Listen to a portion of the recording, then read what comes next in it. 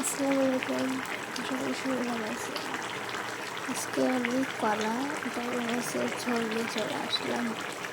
জানি না খেতে কেমন হবে, প্রথম রান্না করছি বিয়ের পরে, এই সো আপনাদেরকে একটু দেখাচ্ছি। চলুন তাহলে দেখা যাক কীভাবে রান্না করাই। প্রথমে কড়াইতে পরিমাণ মতো তেল দিয়ে পেঁয়াজ কুচি ও কাঁচা মরিচ দিয়ে সুন্দর করে ভেজে নেব, যদি পেঁয়াজের কাঁচা ভাবটা চলে যায়।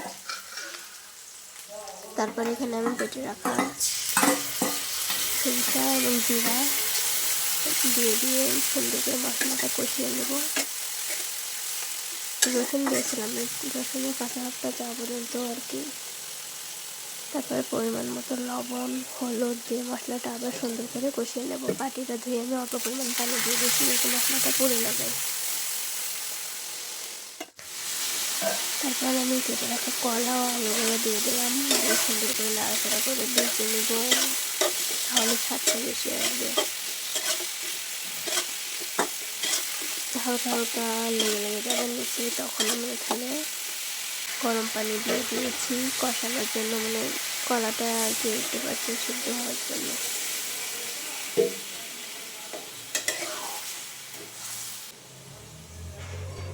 ঢাকা দিয়ে কিছুক্ষণ রেখে দিব পানিটা শুকিয়ে আসা পর্যন্ত, এবং তারপর এটা একটু সিদ্ধ হওয়া পর্যন্ত। পানিটা শুকিয়ে আসলে তারপর এখানে আমি ঝোলের পানি দিয়ে দেবো, বেশি পরিমাণ দিব,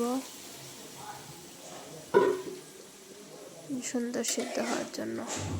নাড়াচাড়া করে দেব, নাড়াচাড়া করে লবণটা ঠিক আছে কিনা টেস্ট করব, দিয়ে আমি টেস্ট করে যখন ফুটে উঠলে তারপর এটা মাছগুলো দিয়ে দেবো। মাছ দিয়ে আমি সাথে সাথে ঢেকে দেবো, তাহলে মাছের ফ্লেভারটা তরকারির ভিতরে সুন্দরভাবে মিশে যাবে। মাছটা ঝোলের ভিতরে ডুবিয়ে দিতে হবে, আর মাছটাও সুন্দরভাবে সিদ্ধ হবে।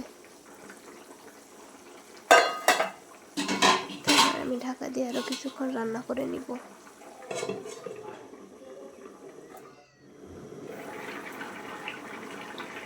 শেষের পথে আমি কিছু ধনিয়া পাতা কুচি করে দিয়ে দিব।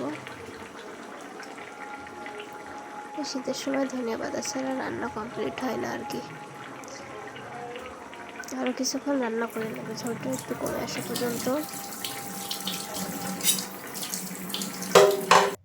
এই তো আমার রান্না শেষ, দেখতেই পাচ্ছেন।